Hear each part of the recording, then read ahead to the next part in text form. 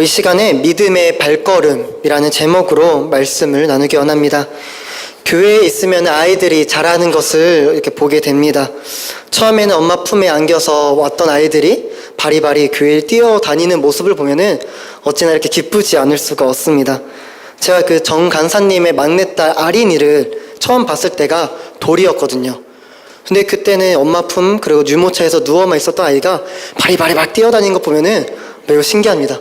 제가 또한 신기했던 아이 중에 한 명이 바로 신목사님 셋째 아들 제이미입니다. 제이미.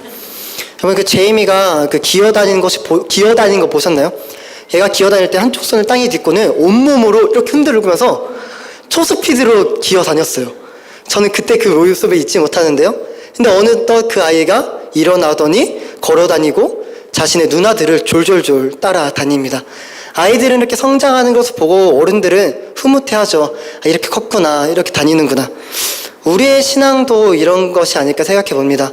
처음에는 예수님을 처음 믿을 때는 한번 기도도 해보고 새벽 예배도 한번 가보고 철야도 남들 끌려서 한번 가보고 헌금도 내보고 말씀도 읽어보고 우리의 신앙생활을 이렇게 한 발 한 발씩 걸어가는 것 같습니다.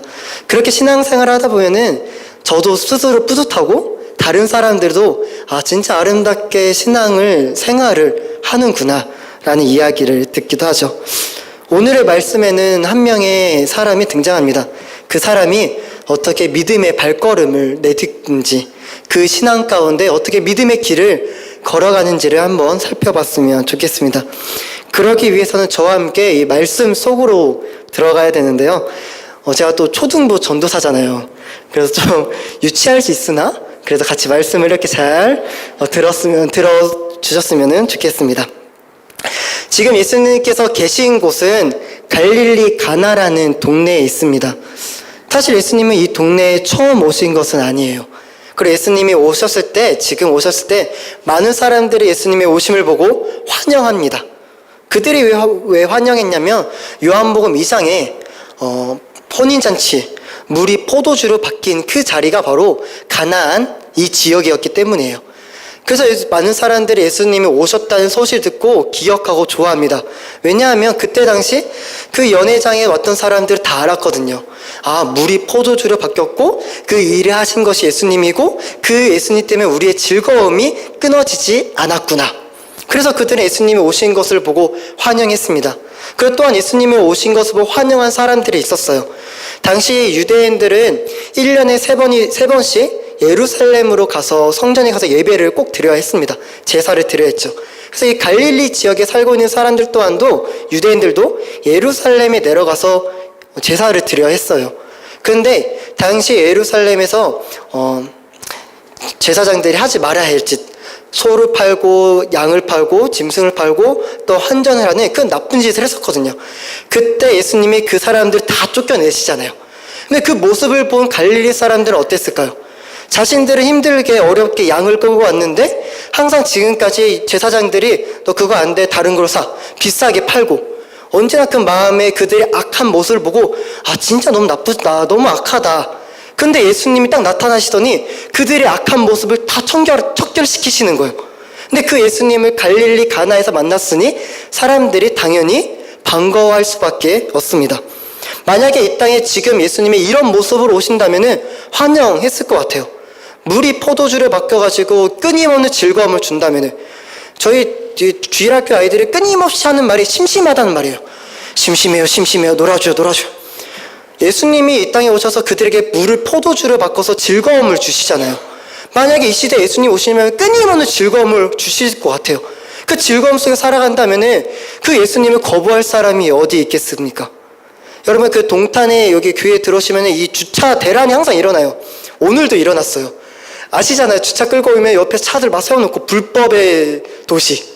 그런데 이런 불법들을 예수님이 딱 오시면 다 청결시키는 거예요. 깔끔하게. 우리의 마음이 시원하지 않을까요? 내가 하지 못하는 것을 예수님이 대신해서 다 깔끔하게 하신다며. 만약에 이런 모습을 오신다면 기뻐할 거예요. 당연히 그렇기 때문에 이 갈릴리 가나 이 예수님의 등장은 많은 사람들의 기쁨이고 환영이고 즐거움이었습니다. 우리 한번 상상해 볼까요? 어린아이들이 예수님이 오셨다는 소식 듣고 가만히 있었을까요? 동네방네 뛰어다니며 말했을 것 같아요. 예수님이 오셨어요. 예수님이 오셨어요. 그때 당시 가나안 홀리잔치에 왔었다. 예수님이 오셨어요. 여러분, 그 갈릴리 전체 지역에는 약 15에서 30만 명이 살고 있었습니다. 전체 갈릴리 지역에. 그리고 크고 작은 동네가 240개가 있었어요. 그 중 하나의 동네가 갈릴리 가나예요. 크지 않았겠죠. 그렇다면 이 갈릴리 가나 동네에 등장했을 때 어린아이들이 바리글바리글 다니면서 오셨어요 했던 소문이 금방 퍼졌을 것입니다. 많이들 예수님이 왔다는 소식을 듣고 몰려들었을 거예요. 여러분, 그 작년에 삼촌 그 아이유가 등장했거든요. 동탄에. 아십니까? 몰려들어요. 근데 당시 예수님은 이 이스라엘과 유다 땅, 그리고 사마리아 땅, 갈릴리 지역, 그 모든 지역의 대스타였어요. 스타. 핫스타. 그 예수님의 등장에 모든 사람들이 몰려들었습니다. 그렇게 많이 몰려든 사람들 중에 한 명의 사연이 깊은 사람이 등장을 합니다. 그 사람은 꼭 예수님을 만나야 맞는 그런 사연이 있었어요.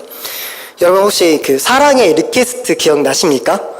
그 060-700-0600 ARS 2,000원.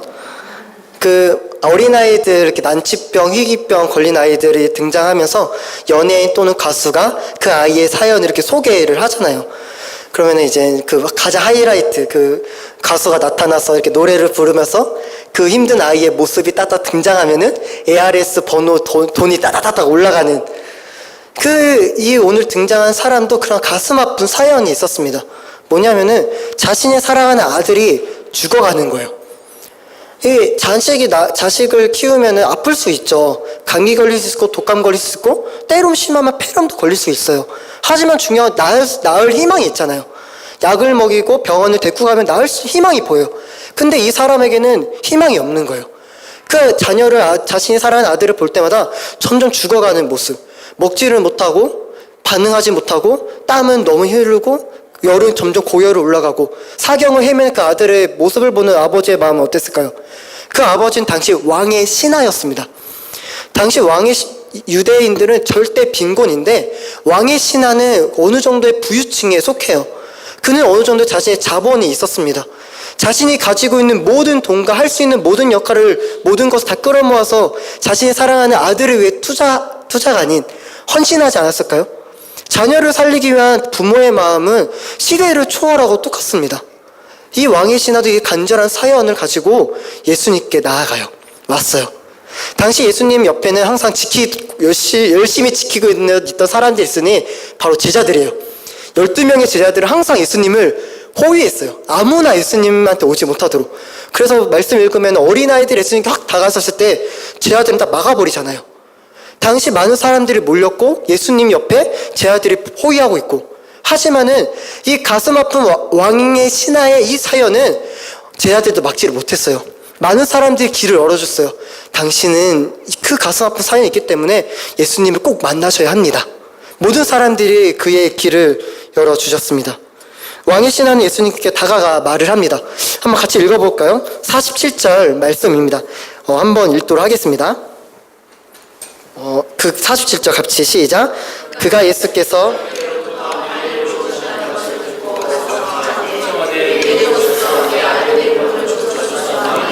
그가 거의 죽게 되었습니다. 왕의 신하는 이렇게 말해. 예수님, 저희 아들이 죽어가고 있어요. 제가 많은 약을 하고 많은 노력을 했음에도 불구하고 아들이 살아날 기미가 안 보여요. 내려와서 저희 아들을 살려주세요. 고쳐주세요. 여러분, 이 왕의 신하가 예수님을 대하는 태도 어떻나요? 가버나움에서 가나까지의 거리는 32km예요. 생각보다 먼 거리인 것 같아요. 동탄에서 잠실까지의 거리입니다. 그는 왔어요. 많은 사람들은 가만히 있었는데 예수님이 올라오신 거예요. 하지만 그는 예수님 만나기 위해 찾아왔어요. 그 왕의 신하의 태도 어때 보이나요?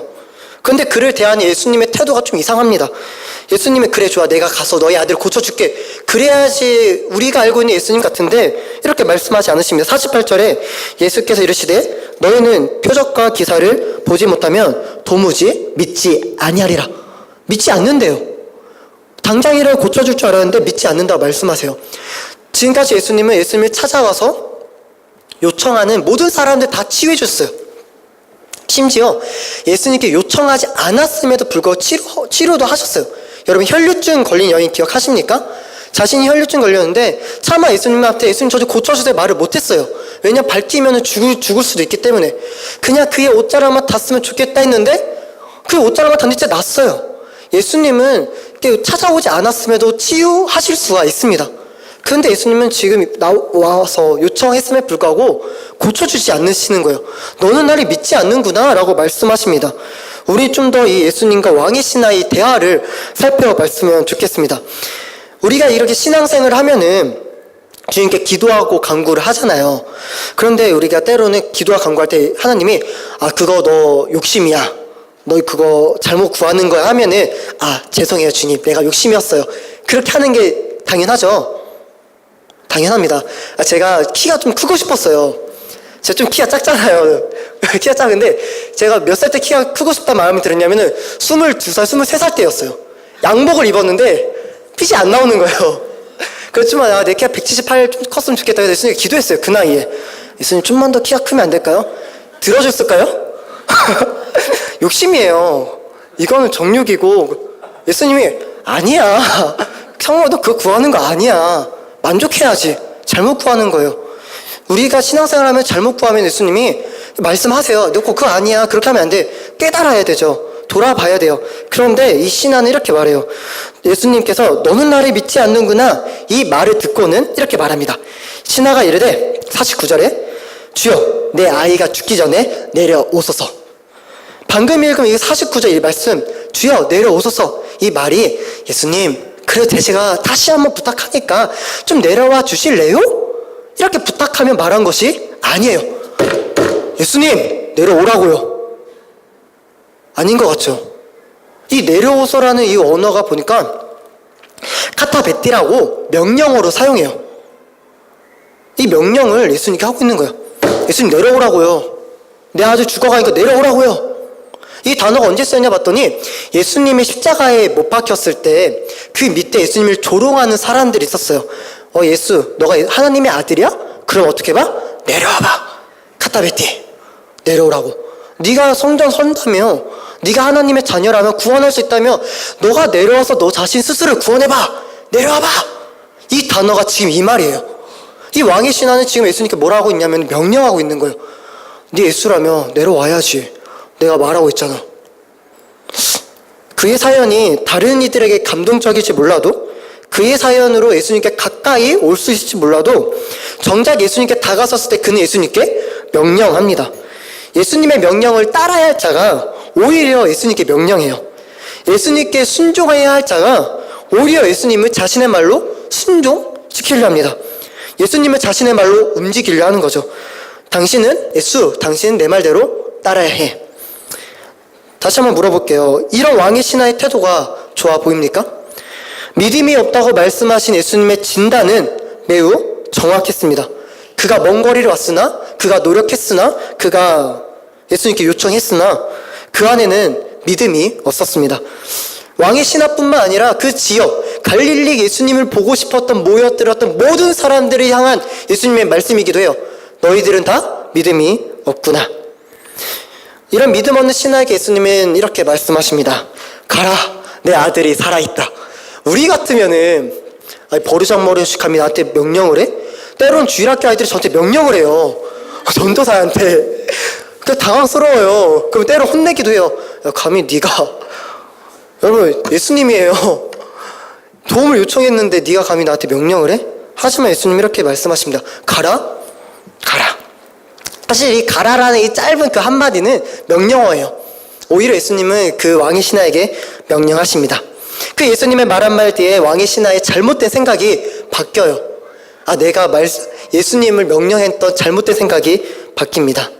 예수님의 말씀을 듣고는 그 마음에 혁명이 일어나요.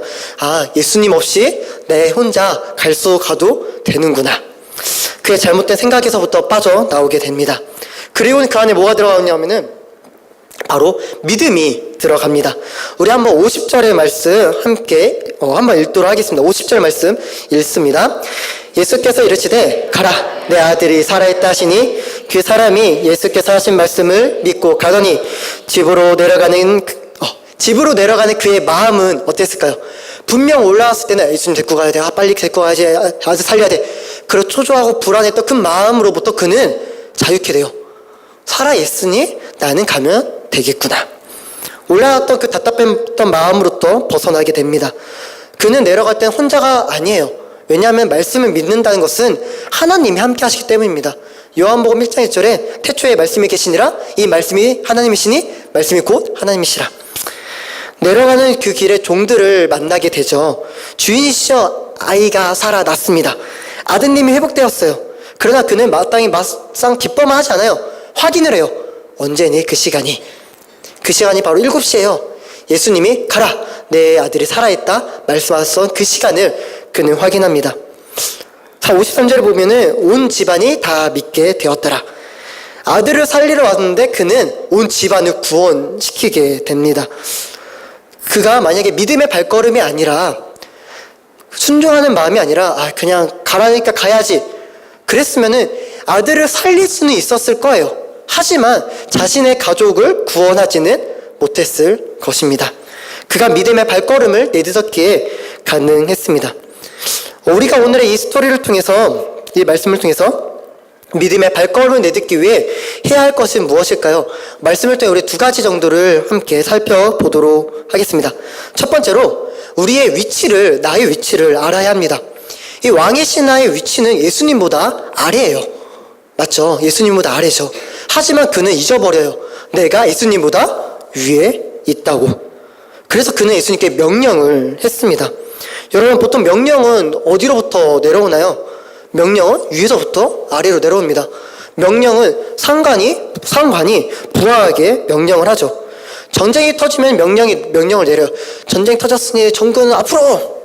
긴급할수록, 다급할수록, 또한 급할수록 명령은 위에서 내려집니다.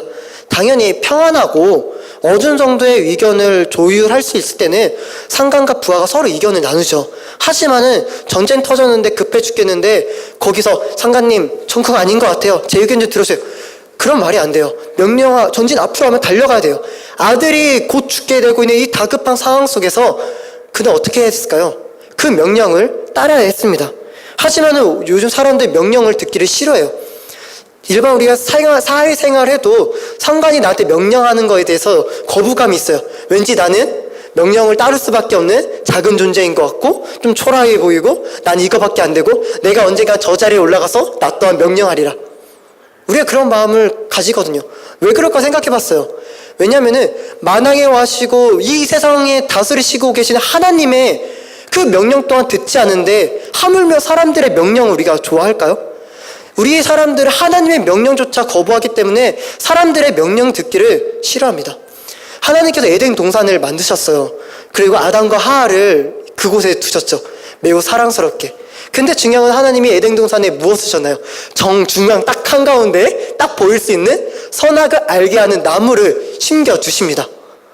사실 아담과 하와는 에덴 동산에서 모든 것 할 수 있었습니다. 먹고 싶은 거, 자고 싶은 거, 어느 정도 일은 했죠. 이름을 지어주는 일. 그러나 그들에게 자유는 허락됐어요. 모든 것을 할 수 있는. 그러나 만약 그들이 마음껏 자유롭게 살았더라면 하나님이 보였을까요? 하나님의 명령을 들었을까요? 그렇기 때문에 하나님은 선악과를 정중앙에 박으세요. 그리고 너는 끊임없이 보라고. 너희는 나의 명령을 따를 자지 너희들 하나님이 아니라고. 하지만은 뱀이 무엇을 가지고 유혹하나요? 하와에게 너 이거 먹으면은 하나님처럼 될 수 있어. 하나님처럼 될 수 있어. 바꿔 말해볼까요? 너 하나님의 자리에 앉을 수가 있어. 하나님의 자리가 먹음직스러운 거예요. 하나님의 자리가 보암직스러운 거예요. 하나님의 자리가 지혜로운 만큼 탐스러운 거예요. 인간은 끊임없이 그 하나님의 자리에 오르고 싶어요. 왜냐하면은 누군가의 명령을 듣기를 싫어하기 때문이에요. 내가 명령하시고 내 마음대로 살고 싶은 게 인간의 죄악된 본성입니다. 하나님의 그 명령을 듣기 싫어해서 떠난 그 자리는 결국 죄의 자리로 가게 됩니다. 하나님의 명령을 떠난 자리는 죽음의 자리예요. 그곳에는 생명이 없습니다. 하지만 하나님의 명령에 머무는 자리는 생명이었어요.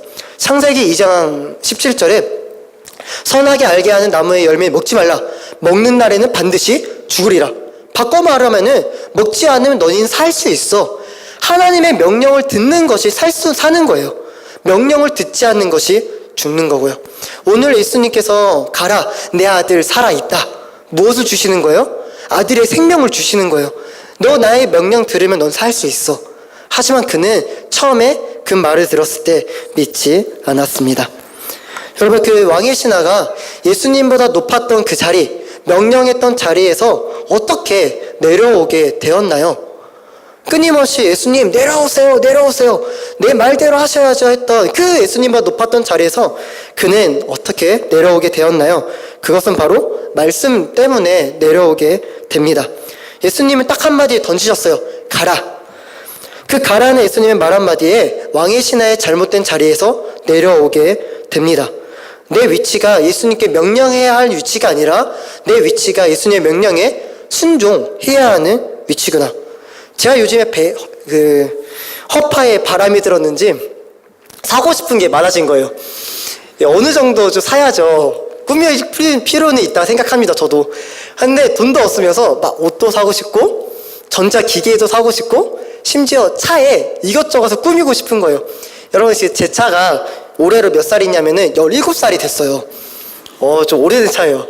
그래서 제가 차를 좋아하는데 그 안에를 막 이것저것을 꾸미고 싶은 마음이 막 있는 거예요. 이걸로 만족하고 싶은 마음이 큰 거예요. 그런데 제가 어느 날 전도사의 말씀을 읽다가 은을 살아가는 자는 은으로 만족하지 못하고 풍요를 살아가는 자는 소득으로 만족하지 못하느니 이것도 헛되도다. 제가 이 말씀을 딱 읽는 순간 이 마음에 끊임없이 올라왔던 욕구, 제가 핸드폰에 어플을 많이 깔았거든요. 11번가? 그리고 우리 부목사님이 알려주셨던 아소스인가요? 그 매우 좋은 사이트예요. 여러분 추천합니다. 근데 그 사이트 깔고 쿠팡 깔고 그리고 당근마켓 깔고 여러분 끊임없이 보는 거예요. 인간의 욕구가 막 생기는 거예요. 그런데 제가 그 말씀 딱 읽고 내가 이런 거에 내 욕구가 채워지지 않는구나. 다 지우게 됐어요. 뭐예요? 말씀이 내 자리를 찾아줘요. 내가 있어야 위치를 잡아줍니다. 하지만 말씀을 떠나면 끊임없이 내 욕구대로 살아가요. 예수님께 명령하고 싶은 거예요. 내 마음대로 하고 싶은 거예요. 그 순종의 자리, 말씀의 자리를 우리는 떠나고 싶은 거예요. 그 은을 사랑하면 안 되죠. 나의 잘못된 생각이 바뀝니다. 그렇다면 우리의 자리는 어디일까요? 예수님께 명령하는 자리가 우리의 자리 아니라면은 예수님보다 아래의 이 자리, 우리의 자리 어디일까요? 바로 우리의 자리는 순종의 자리입니다. 여러분, 우리의 있는 자리는 순종의 자리예요. 그 왕의 신하는 예수님의 가라 라는 그 말씀을 듣고 어디에 자리에 위치냐 하냐면은 순종의 자리로 그가 옮겨지게 됩니다. 그래서 그 자리에서 그 말씀을 믿고 갑니다. 가라는 그 말씀에 순종하죠. 순종은 반드시 함께 가는 것이 있는데 그것이 바로 믿음이에요. 믿음은 순종을 동반합니다. 믿는 자가 순종할 수 있어요. 갈대아 우르에서 우상을 섬기던 아브라함 있지 않습니까? 그 아브라함에게 하나님께서 나타나시던 이렇게 말씀하세요. 창세기 12장 1절에 여호와께서 아브라함에게 말씀하여 이르시되 너는 고향과 친척과 아버지의 집을 떠나래요. 내가 내게 보여줄 땅으로 가라. 가래요. 만약에 아브라함이 그 하나님의 말씀을 믿지 않았더라면 그는 떠날 수 있었을까요? 그는 갈 수 있었을까요? 당시 사회는 부족이 나를 보호해줬어요. 근데 부족은 친족 관계로 형성돼요. 근데 내가 이 친족을 떠난다는 것은 자살행위예요. 이 아브라함이 떠나가지고 간 거리가 2000km예요. 누가 보호해줘요? 근데 그는 떠나요. 어떻게 떠날 수 있었을까요? 만약 그가 말씀에 대한 믿음이 없었으면 걱정했을 것 같아요. 하나님, 어디로 가요? 내 가족은요? 누가 날 보살펴줘요? 위치는요? 근데 히브리서 11장 믿음장 아닙니까? 믿음장에서 아브라함의 믿음을 이렇게 고백해요. 그는 갈 바를 알지 못하고 갔다. 갈 바를 알지 못하고 간 거예요. 그게 믿음이었어요. 눈에 보이지 않았죠. 어디로 가야 할지 위치가 보이지 않았어요. 그러나 그는 믿음으로 걸어가요.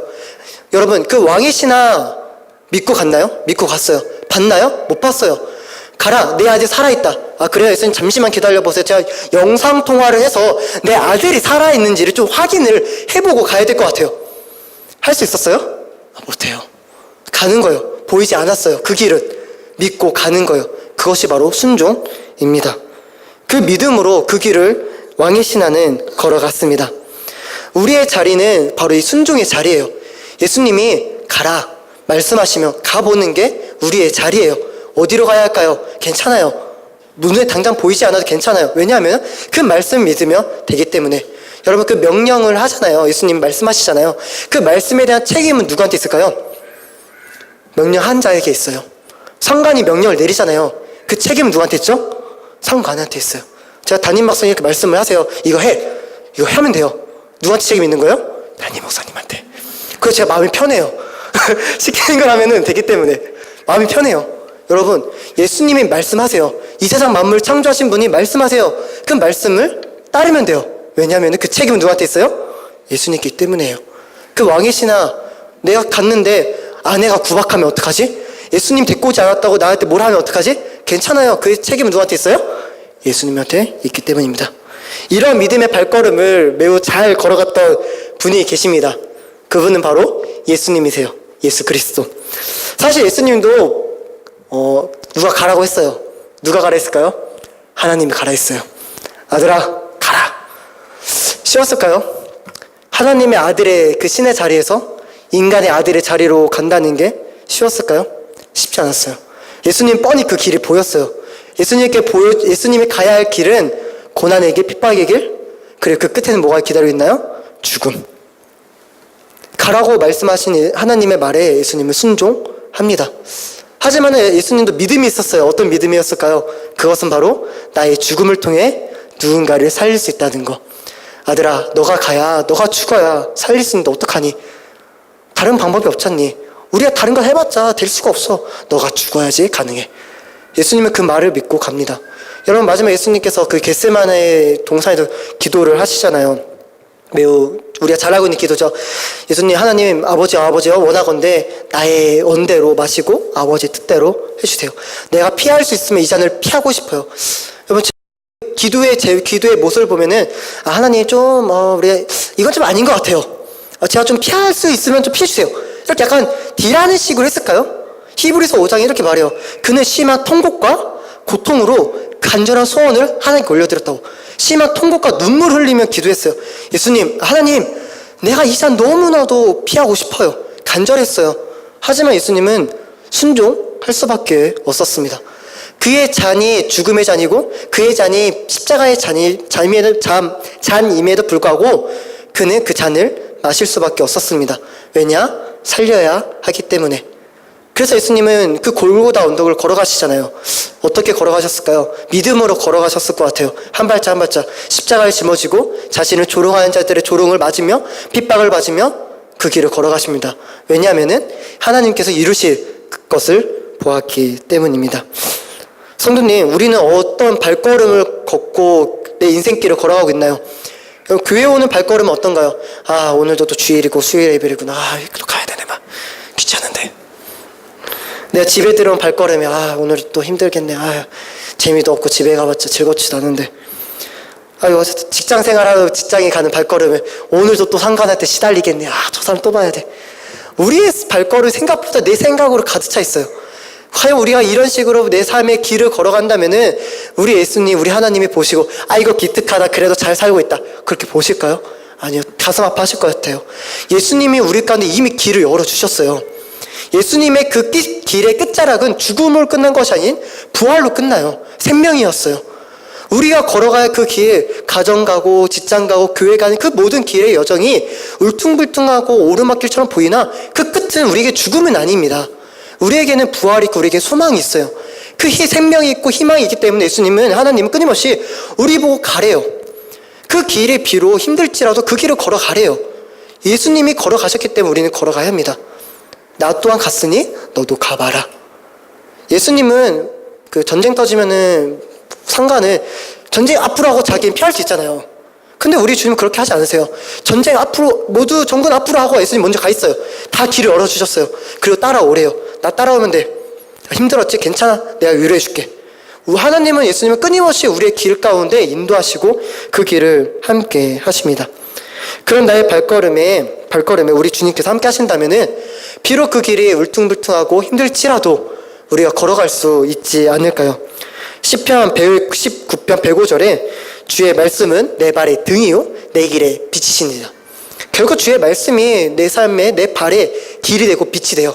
믿음으로 그 한 발자국을 내딜 수 있는 힘은 말씀에서 나옵니다. 내가 잘 살아봐야지, 내가 한번 해봐야지. 절대 안 돼요. 인간의 노력은 안 돼요. 우리는 끊임없이 그 말씀을 의지하며 그 한 발짝을 내딛어 보는 거예요. 하나님, 내가 오늘 또한 주의 말씀 의지하여 한 발짝 믿음의 걸음을 내딛습니다. 그때 내 길이 믿음의 길이 됩니다. 하지만 많은 사람들, 오늘날 많은 신자들은 믿음의 길이 아니라 기도라는 방편을 가지고 하나님께 명령해요. 하나님, 내 길은 이거니까 내 길을 하나님 따라오세요. 오히려 우리는 하나님께 명령해요. 저에게 누나가 있어요. 4살 많은 누나인데 아직 시집을 안 갔어요. 누나가 시집을 가야 제가 갈 수 있어요. 저는 못 가요. 근데 이 누나가 왜 시집을 못 가는데 이유는 간단합니다. 눈이 높아요. 키는 180이래요. 사회적 직분이 있어야 된대요. 신앙을 좋아야 된대요. 책임감도 있어야 돼요. 이 동생으로서의 마음이 어땠을까요? 답답한 거예요. 한번 이야기를 하다가 누나가 요즘에 작년부터 말씀을 읽기 시작해요. 일독을 하고 지금도 계속 읽어요. 그러다가 며칠 전에 이야기를 하는데 내가 좀 잘못 생각한 것 같아요. 기준을 내려놓기 시작해요. 여러분, 말씀이 우리 가운데 들어와야 그 길을 믿음의 길로 갈 수 있어요. 그냥 교회 나온다, 그냥 신앙생활 한다고 믿음의 길로 걸어갈 수 있고 믿음의 발걸음을 내딜 수 있는 것이 아니라 말씀이 내 삶 가운데 그 걸음을 걷게 하는 힘을 줍니다. 말씀이 나와 함께 하기 때문이죠. 말씀을 정리합니다. 자녀가 첫 걸음마를 시작했을 때 부모들은 행복하죠. 기쁠 것 같아요. 저도 빨리 애를 낳았으면 좋겠어요. 그 걸음 걷는 것을 보고 싶어요. 기어다닐 줄 알았는데 벌써 이렇게 컸구나. 우리의 인생 걸음마를 우리가 믿음으로 걸어간다면은 누가 가장 기쁠까요? 저희 스스로일까요? 다른 사람일까요? 아니요. 우리 하나님이십니다. 하나님이 보시고 아유 기특하다. 맨날 이렇게 기어다니고 힘들어할 줄 알았는데 이제는 믿음으로 걸어가는구나. 우리에는 끊임없이 믿음은 성장해야 합니다. 그리스도의 장성한 분량까지. 우리가 믿음의 발걸음 한 발짝 한 발짝 걸어가면은 그 끝에 예수님께 가까이 갈 수 있습니다. 예수님을 더 가까이 가게 될 줄 믿어요. 주님 말씀 의지하여 힘있게 우리에게 주어진 그 길을 믿음으로 걸어가는 우리 동탄 동산교회 성도님들 되었으면 좋겠습니다.